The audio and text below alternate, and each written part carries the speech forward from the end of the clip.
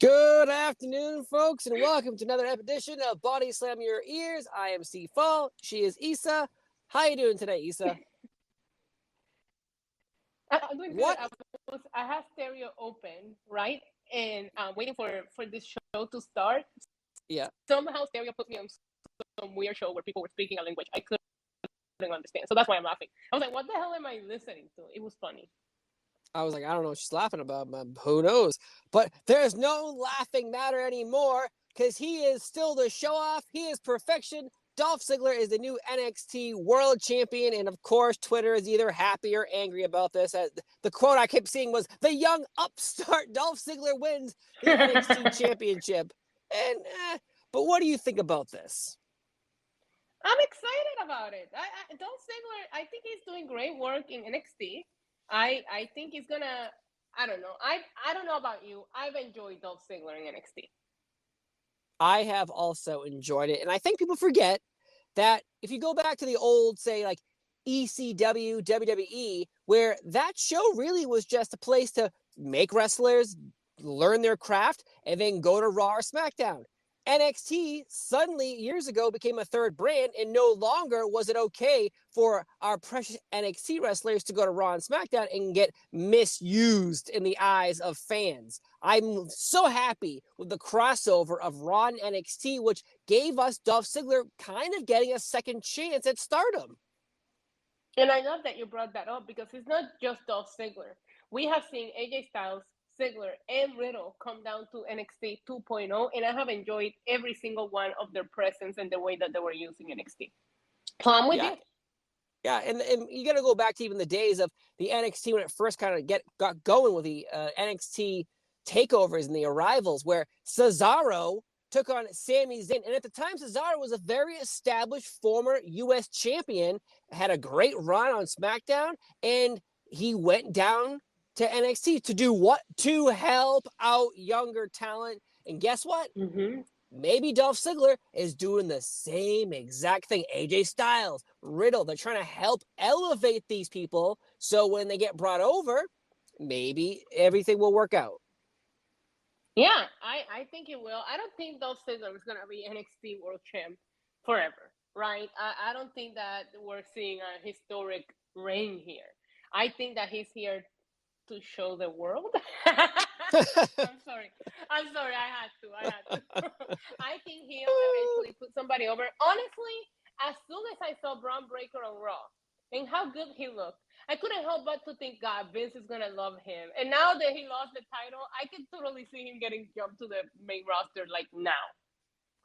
Yes, and I think it's fine to do that because, as I said, the crossover between Raw and NXT is so prominent lately that it's okay to suddenly see Braun go from NXT to Raw. Now, if we, for instance, let's just go back to Keith Lee or Karrion Kross, the misused ones that came over. They weren't brought over as NXT Keith Lee. They were brought over as, hey, you're Keith Lee, you're somebody new completely now. Hey, you're Karrion Kross, you got brought over, you're someone completely different now. Braun is suddenly not going to change his name. He's not going to change his gear. Tommaso Ciampa, we saw the same exact thing recently. Grayson Waller, people coming over, keeping their identity, which I think is key to this NXT 2.0.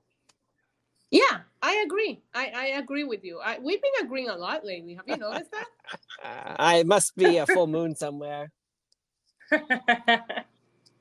No, I'm with you. Yeah, I think it's gonna be okay. Like I don't understand why people are freaking out about this. What plans did WWE have for Dolph Ziggler and Bobby Roode for WrestleMania? None. Right. Why can't they be a part of Stand and Deliver? Why not? And do you believe that someone was like, yeah, you know how we can sell out that NXT Stand and Deliver arena? We'll have Dolph Ziggler main event. And like, listen, I love Dolph Ziggler, but he's someone who's not going to be like, you put him on the marquee, he's going to sell out the arena. I'm happy, but is that the reason you think he got the title? No, I think he got the title to end up putting somebody over. And I think it's going to feel like a big deal. You have to remember, as soon as Dolph Ziggler came into NXT, he felt like an immediate huge deal, probably because it's NXT, right? Mm-hmm. I think that whoever ends up beating him, whether it's Braun Breaker chasing, I don't know how it's going to go, but it's going to be feel to beat Dolph Ziggler than it does to feel Braun Breaker or Von Wagner. You know what I mean? Ugh, Von Wagner can suck it. God, what that dude's face. I don't know how bones work, but his face is not made properly. Wow, tell me how you really feel. I hate him. I've never been a fan. Some big men are good, some big men are bad, and I think he's one of the bad big men. That's my personal opinion.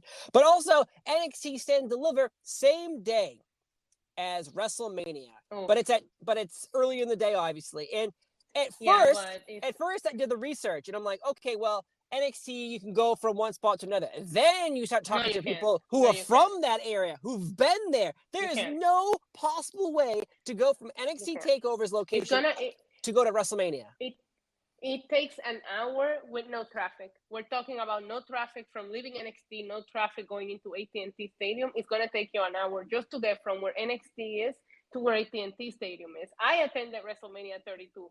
American Airlines Center is pretty close to where they ended up doing Access and NXT at the time. Remember, they did it inside Access. The NXT wasn't that big, at that time. But I am telling you, if you're staying in the prices of gas, what it's costing to rent a car or an Uber, I feel like they're setting this event to fail. I really want NXT to go out on the road just because the same place has felt so weird. But this is the one show that I feel they should have kept in Orlando, because that way people from Orlando that are not going to WrestleMania can attend, can make the place look full, and then you can still enjoy WrestleMania. People are going to be at the Hall of Fame SmackDown the night before. People are going to want to tailgate at AT&T Stadium. You want to get to AT&T Stadium early and pay $100 for parking, assuming I pay $60 back at WrestleMania 32. So I can't imagine what they're going to be charging for parking now. It's very messy, and I don't even know how it's going to work. I'm going to be in Dallas, and I gotta tell you, if you gotta pick one or the other, I can't do NXT. I can't. Well, of course, you're obviously going to choose WrestleMania, and like you said, you brought it up. You want to get there early. You want to tailgate, meet people, talk to people, even go to WrestleCons or go to all those small events that are happening all day long. If you love wrestling, you can watch wrestling 24/7 that weekend. It's unbelievable. It's great, but yet, yes, the locations of two of your brands is not conducive to the fans who are there preparing to spend the money. Like, I don't know. Thursday NXT Stand and Deliver sounded fine to me, but that's another good point. If they would have done it on Thursday for the people that get there like a week early, because some people do get there that early. Actually, I think Thursday is when I arrived. So, last year they did that. Yeah, I feel bad. And American Airlines Center is not a small arena. This is a regular size arena. I thought they were gonna put them somewhere smaller too, just given the popularity of NXT right now and this and that. But this is the arena where they're gonna do SmackDown and Raw. It's a full size arena. It's big, and I just have a feeling like it's gonna look empty. I'm not sure exactly. It's American Airlines, you said? Yeah. Okay.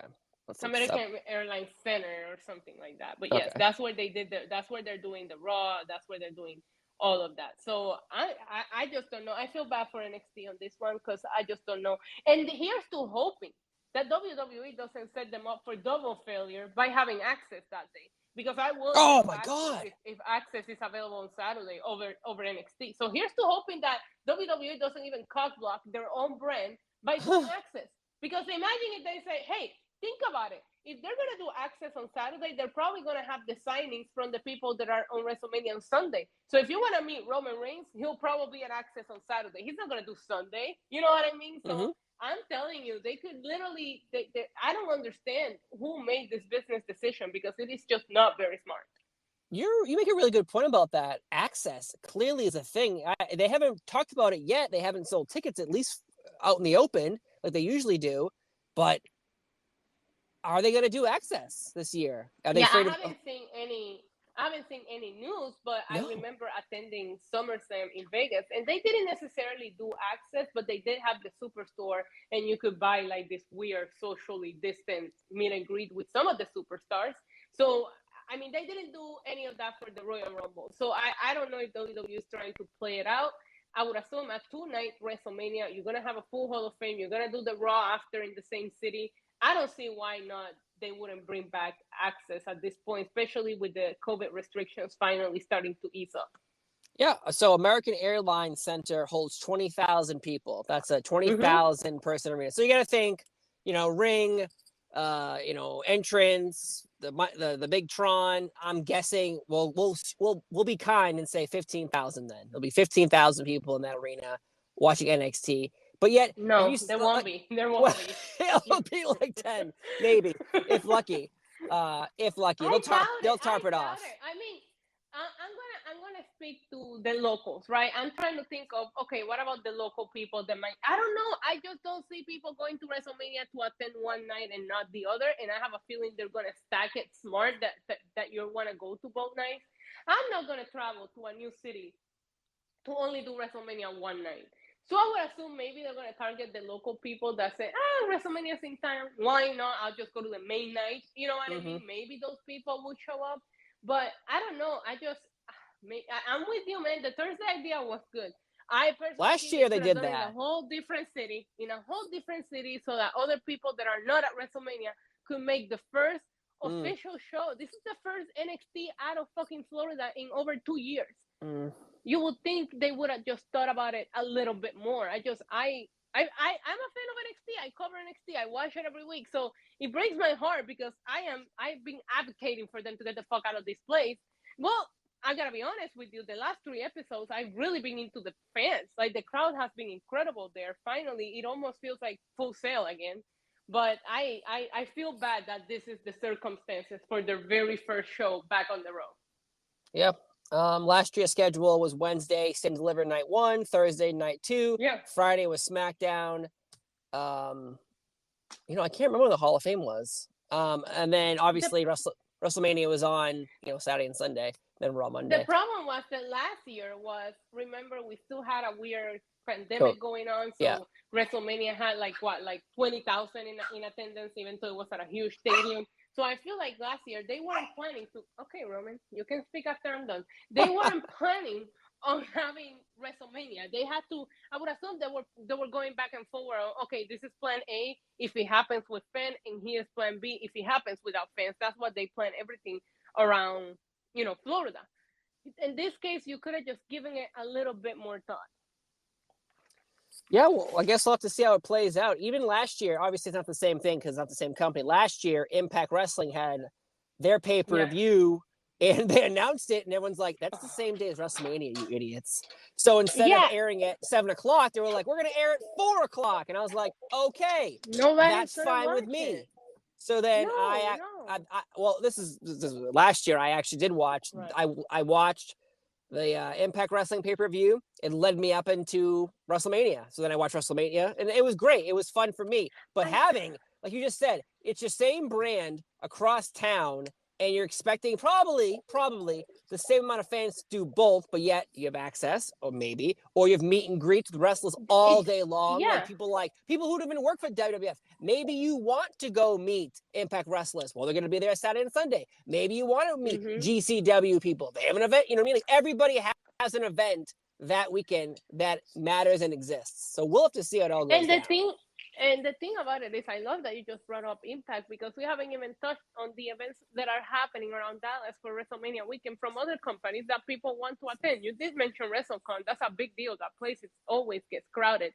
I love WrestleCon. Love it. Yeah, me too. But even if I think about it from the perspective of people who watch from home, like, I would assume that people have a certain routine on WrestleMania day. And you gotta go out, you gotta get your food, you gotta get your snacks, you gotta call your friends gotta come over. You gotta have your friends come over from 12 p.m. until fucking midnight. Get away from me, friends. You might as well have a grown-up sleepover is what people are going to end up having, because then they're going to have to come back the next day. And this is if you stayed up late watching SmackDown plus the Hall of Fame ceremony. I don't even know how they're timing that. Is the Hall of Fame happening after SmackDown? Then we're watching wrestling until midnight the night before. Like, it's a lot. Let me show. So I typed in on Google WrestleMania weekend 2022 schedule. Do you want to know when events even start? Thursday, March 31st at 11 a.m. is when Glory Pro Wrestling starts. And from that point on, up until It's nonstop.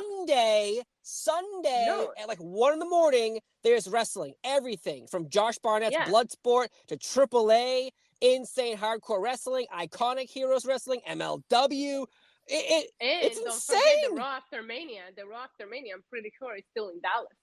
So you're talking until Monday, technically And speaking. and everybody and their mother is going to be there. It's not just like, oh, like maybe you don't know what Control Your Narrative is, but they have an event. That's with Braun Strowman, Yeah. EC3. Joey Janela has an event. John Moxley's wrestling on GCW, defending his championship. Like, it's insane. The Briscoes. It goes on and on and on. So if you don't want to watch WWE, you can watch really anything you want to. I covered the 2 nights WrestleMania last year from home, right? And I remember Sunday, I was exhausted just from one night, from the night before, all the reactions and doing the podcast and the pre-shows that we always do. It's just a lot. And people, I'm telling you, I remember taking what I would take the 4 days off for SummerSlam weekend when it was in Brooklyn all the time. And I remember coming back to work on Tuesday feeling like I was run over by a truck. Like they better be giving people free caffeine pills, free coffee, free energy drinks at these events because it's gonna kick our asses. Maybe I'm just now because I still feel like I haven't even recovered from Revolution that went on until so freaking late at night. I still feel tired from Sunday.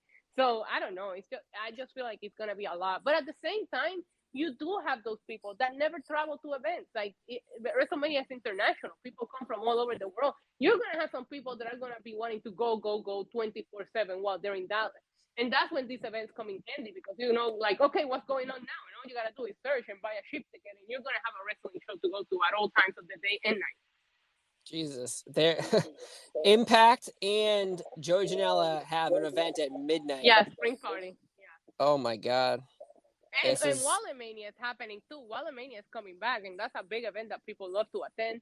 There's so much going on. And I feel like a lot of these events are Friday night. That's why I feel Saturday at noon, that's when I plan on waking up on Saturday. I don't know, man. These like I said, these events are starting Thursday at 11 in the morning, and even if you want Effie's Big Gay Brunch, like there's just so many things. It's unbelievable. It's really cool. It really helps businesses out, obviously. But I did see a tweet before we wrap this up. I did see a tweet from someone that brought up a really good point. Everyone's like, oh, WWE, they're terrible. Oh, WWE's terrible. Oh, they're going to Dallas? Come on, everybody, we're going to Dallas to siphon off our business off of their teeth.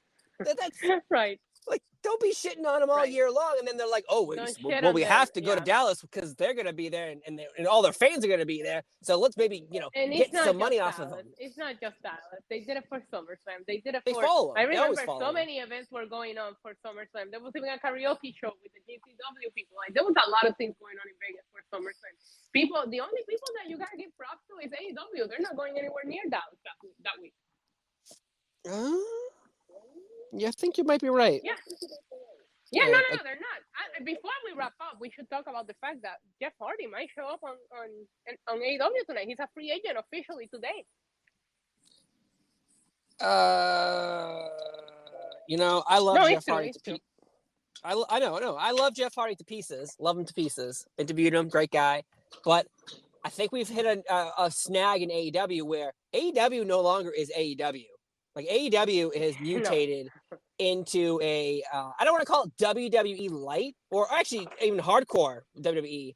It's like WWE with vodka. Like I don't even know. It's turned into something different. It's no longer what it started out as, and that's great. It evolved, but yet it seems like everyone who started there doesn't really matter anymore. Yeah, no, you're right, and I mean, we'll see where it goes, but I have been wanting them to do more with Matt Hardy, and I do think that Matt Hardy and Jeff Hardy coming back as a tag team will probably be the right direction for those two because AEW, I'm sorry, they did nothing with Matt Hardy. And I get it because he tried to debut as the broken Matt Hardy, and without crowds, that gimmick just doesn't work, and he switched it on the go. But Matt Hardy, I mean, what is he doing right now? Botching the end of that match? Did you see that? That was such a botch. Like freaking Darby missed him by a mile and then pinned him. I was like, what the fuck? Yeah,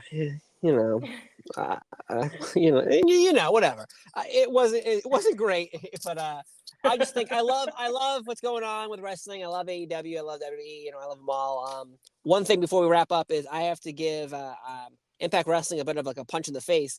So I'm watching Impact, but I'm watching it through like Twitter, their Twitter feed, and they keep using Moose, their world champion, by the way, their Impact world champion. They keep using the wrong account for him while tweeting out videos of him. And it's not just like one time, it happened multiple times. As in his is Moose Nation, I think, and then some number at the end. That's his real one. They're tweeting out the Moose and then at Moose, Machine. I'm like, are you effing kidding me? Like, he's your world champion. But yet you can get Morrissey's right, which is like Z5722345678910. You get that. But you don't get the Moose Nation, your world champion. Ugh. God, it made me so angry. Same. Like, that's disgusting. I'm sorry, but like, you want to be, people already still make, I asked Moose about this. I asked him, hey, what about those TNA LOL jokes? And he was like, oh, I think things are changing. I think things could change if your social media team could get on their ass and actually get the right accounts tweeted out, but that's just me. Yeah, you would assume that I mean, that's the biggest thing, and you want these people to retweet that tweet and all that, and his Moose is probably not even seeing it, or unless it's an inside joke. Sometimes these wrestling companies have inside jokes, but that I don't know. Social media is the easiest and cheapest marketing that there is, and you can't even get that right Impact. Come on. I know. I was a little upset, and I was like, "Come on, man! Like, I'm really rooting for you, but you're not helping at all."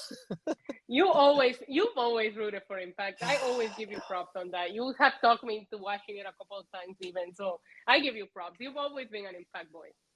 I have. I watched from the beginning when it was $10 on Wednesdays back in 2003. I used to live in Florida. I used to go to the Impact Zone and watch them tape their shows. I know their secrets. I have many free T-shirts from them from yelling really loud. All right, folks. If you yell really loud, the loudest fan during this match will win free merchandise, and then you get a free T-shirt. And you just mark the fuck out for a T-shirt. I love it. Yep.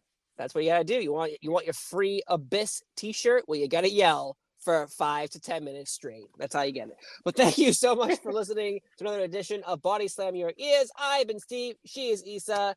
We've had a wonderful time talking about WrestleMania weekend and the craziness that it could be for some fans, or maybe you just go to WrestleMania night 1, night 2. But good luck. Good luck to all of you, especially you too, Issa. Stay safe. Stay vigilant. We'll try. And bring them bear mace. Bring that bear mace. Of course. You have to. I know. If they make a higher level of mace that's not bear mace, buy that. Moose mace. You know what? I don't know. I'm going to Moose mace, and then I'll tweet the wrong Moose account to thank them for the mace. I love it. I love it. Folks, we end this show the same way we do every time we get together and talk about wrestling. And what do we do? What do we say? Adios. Adios.